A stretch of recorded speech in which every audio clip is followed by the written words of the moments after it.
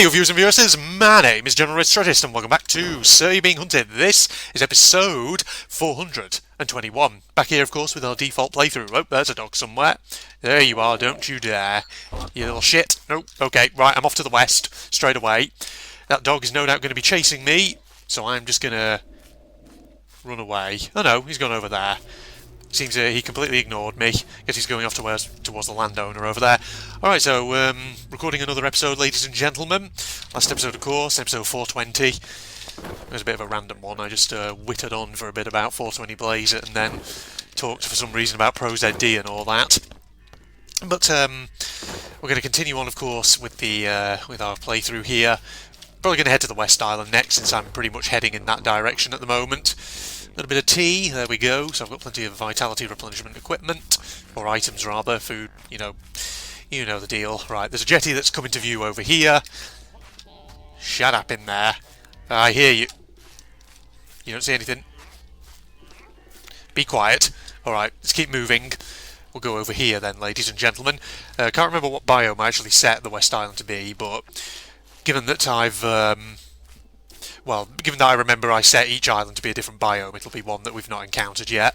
Huh, that little island down there that spawned off the coast. Here we are, here's the old jetty, which is pretty good. Okay, so, heading over Westwood, and we'll get our next 3 device pieces, folks.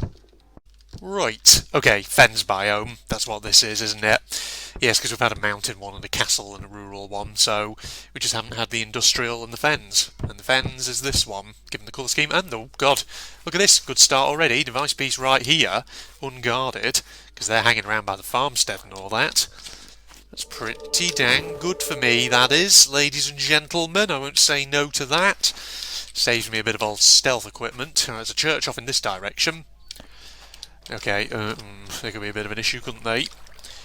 Over at farmstead, unless I can just run along like this. At least this is quite shallow. Here we go. Now this looks like that other church type of model. Let's have a look at this one. Does this one actually have a hole in its roof? Like that other one that we saw?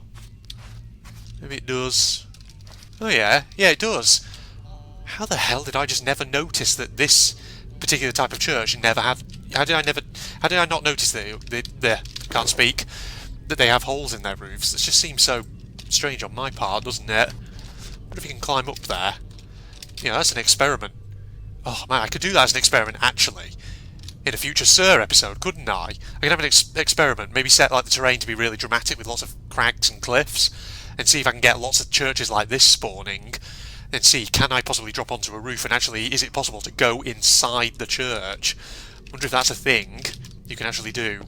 I'm just sort of testing the gravestones here to see if there's somewhere, I don't know, like a sweet spot where maybe I can jump up. Okay, hold on. Shit. Not there. Okay. Unless I just mistimed that. Shit. No. That's not going to work. Jump up here, maybe? I can jump up on this thing. You can, like, jump across onto the windowsill of this stained glass window here. Oh, no, we fell down. I feel like that could be possible, though. If you were to generate an island with really dramatic terrain, I feel like you could probably do that. So yeah, like I say, I'd be up for actually trying that out in an experiment in a future episode to see if we can actually do that. Alright, landowner is coming this way, so it's time for us to move out. Alright, pub over there, but there's robots by it. There are wisps, however. And there is, by the sound of it, a flippin' poacher close to where we are. That is not ideal, okay? We preferably don't want to be going through the water, because that's probably not great. Don't want the sea beast triggering and all that. Alright, now landowner is closing in on this location. He's being a bit of a troublesome git. How are we going to do this? Maybe we just loop back round this way and go around the other side of the island. Alright. Well, whilst we're doing that then, ladies and gentlemen, hope you're all doing very well as usual. Oh, speak of the devil, he's right here, right now. Now, some interesting stuff actually. But you know, cause I'm just going to witter on about things going on in my life recently at the moment. I'm actually doing a bit of reading. This is not on a video game related subject, by the way. This is on just a history subject, in fact. I was doing a bit of reading, actually, earlier this morning. Just a bit of informal reading out of general interest and all that.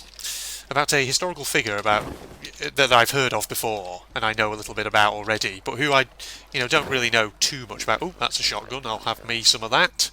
Yes, thank you very much. Haven't really been using weapons, have we, in this playthrough so far? Alright, well, we got that. For our defence, anyway, at least. Yeah,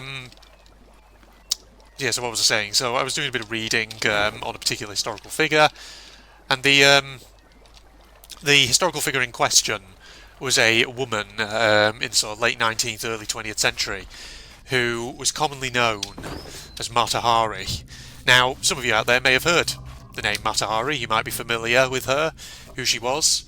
She was a big figure in the First World War, in essence. And, I was reading a little bit about her life, kind of prior to the First World War. Basically, what most people, if you've heard of her, you probably know the basics of what was going on in her life. In essence, she was a woman who, in 1917, was executed by the French army, or rather by the French, on suspicion of being a German spy during the First World War. But, beyond, there's a lot of kind of questions over, was she actually an agent, or was she kind of scapegoated by officers in the French military? Because France, in 1917, wasn't in a very good military situation and all that. So there's all these kind of outstanding questions and debate over, what was the truth around her life, things like this. But I was reading, a bit more about her kind of earlier life before the First World War. And there's some quite interesting stuff in there, because I'd heard a lot about the general stuff about her life and the things that she was accused of, things like that. But, I didn't really know much about her as a person. So it was interesting to actually read up a bit on that, especially since, she's a fascinating figure in First World War history, because the thing about her was, she was, apart from, the accusations of being a spy and all that, she was also very much known for being a, she was an exotic dancer, basically, and she was an exotic dancer at a time when, attitudes towards that sort of thing could still be very prudish. And of course, you kind of read about her earlier life, and how, she married various husbands who just sort of treated her very badly. And I did sort of read it, I did sort of wonder, was the kind of exotic dancing and that was, that kind of really part of her escape from the fact that, her marriages were kind of loveless at times and not very great, and that sometimes, I don't know if all of her husbands were necessarily like this, but certainly one of them was. But, she had a husband at one point who was physically abusive towards her, was known to basically beat her and pretty much blame her for all his own problems. So, yeah, she had a bit of a sad life at times. So it's kind of fascinating because, you read into people's earlier lives, you hear a lot about these kind of figures. Jesus Christ, there's lots of bloody hunters around here. Dogs as well. You read a lot about these kind of people who had, in kind of popular narratives, they're most kind of well known for doing various things at times. Oh fuck, where are they? Shit, there's fucking hunters everywhere. I put that alarm clock down in completely the wrong place, haven't I? Hang on, safest place to go here might be through the water.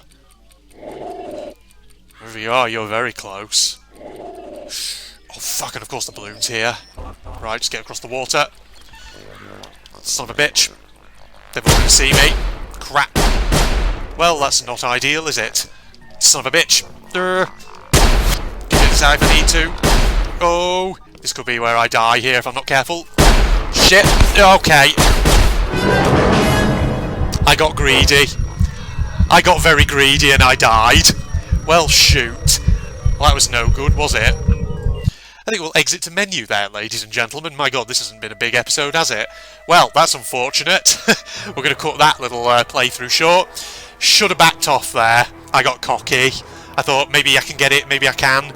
But no, it turns out I couldn't. But yes, yeah, I kind of got interrupted there mid-conversation. So you know what? Shall I just go back into the game and just continue on for a little bit longer? Yeah, I think I'll do that. 1 second, Noel. Alright, back in. Okay. Yeah, might as well just continue on for a few more minutes, even if we're not going to complete this default playthrough at this point. But, so yeah, as I was saying, it's interesting with these kind of historical figures like Mata-Hari, you hear the popular narrative, what everyone kind of remembers them for. It's always fascinating to kind of go and actually delve into who they were as individuals and try and look at things that happened throughout their lives and ask yourself, do some of the things that happened in their earlier lives kind of help explain other things that they did? Or maybe, perhaps it kind of was a contributory factor or whatever.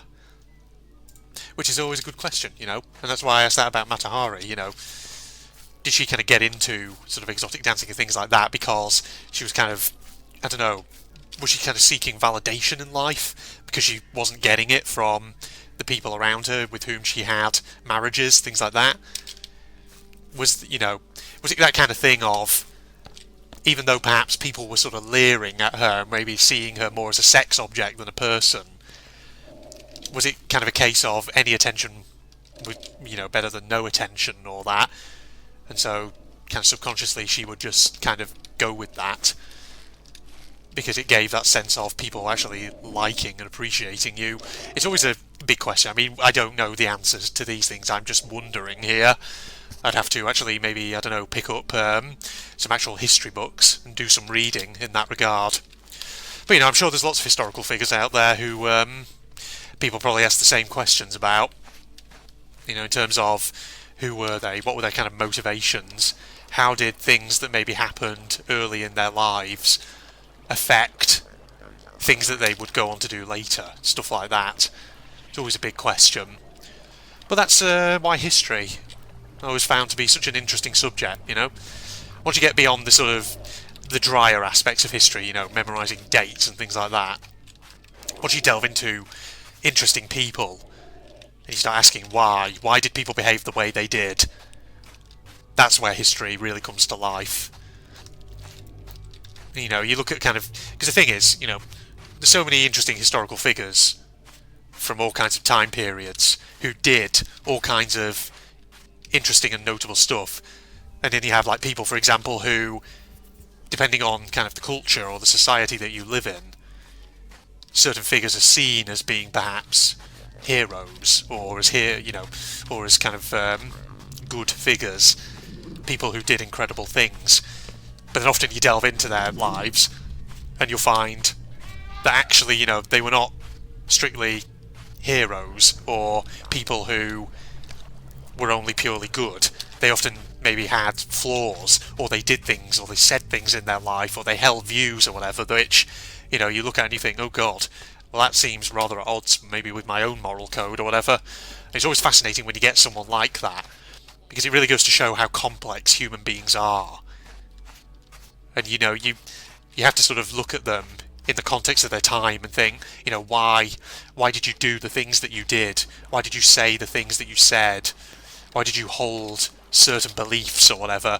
What led you to sort of conclude that, those beliefs in particular were the right ones?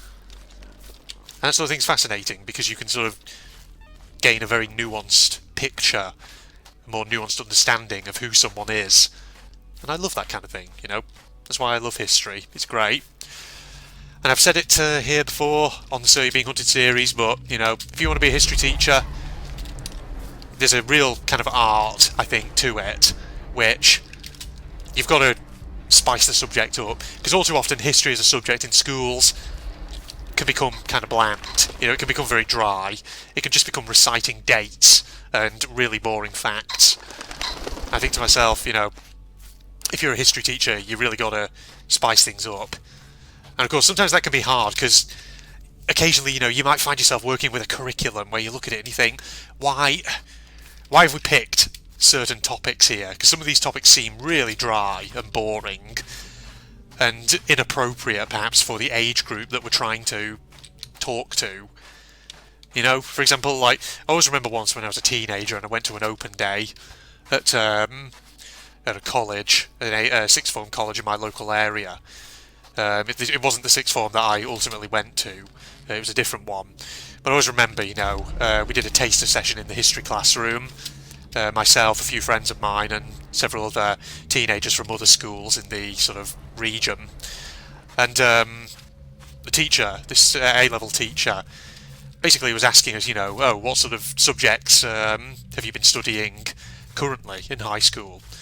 And for the most part, most of the kids in the room, yeah, they'd been studying fairly interesting stuff, sort of 20th century Cold War, Second World War, stuff like this, First World War, But then I remember there was this one girl, and she said we basically were studying like trade unions and I can't remember the exact wording, but it was something like employment law and labour law and things like this. And the teacher looked at her and he said, "That sounds like the most boring thing ever." And this girl just nodded and said, "Yeah, it was," because the problem is, I'm guessing that her teacher at high school must have, I don't know, it must have involved a lot of teaching of like very dry stuff that can easily become boring, and then in this year Parliament passed this law and that law which meant this, this and this. And so I imagine it became very sort of, how should I say, very descriptive in a sense, the form of teaching, the subject matter, this date, that date, this law was passed then and whatever else have you. And so, that sort of thing, when it's just reciting off descriptive detail like that, I imagine history becomes kind of dull as a subject. But it's when you get onto the more analytical turf, when you're asking why, who, why did something happen, who are the key actors, why did they behave the way they did, those are the kind of things that make history come to life a bit. You know what, I think I'm starting to ramble a bit here, so tell you what, we'll wrap this episode up here. So, unfortunately, I died there, but I'm thinking that in the next episode I might try something new. I might say, you know what, screw this default playthrough. Let's maybe try an experiment. So I really want to, have a go at this thing with these churches.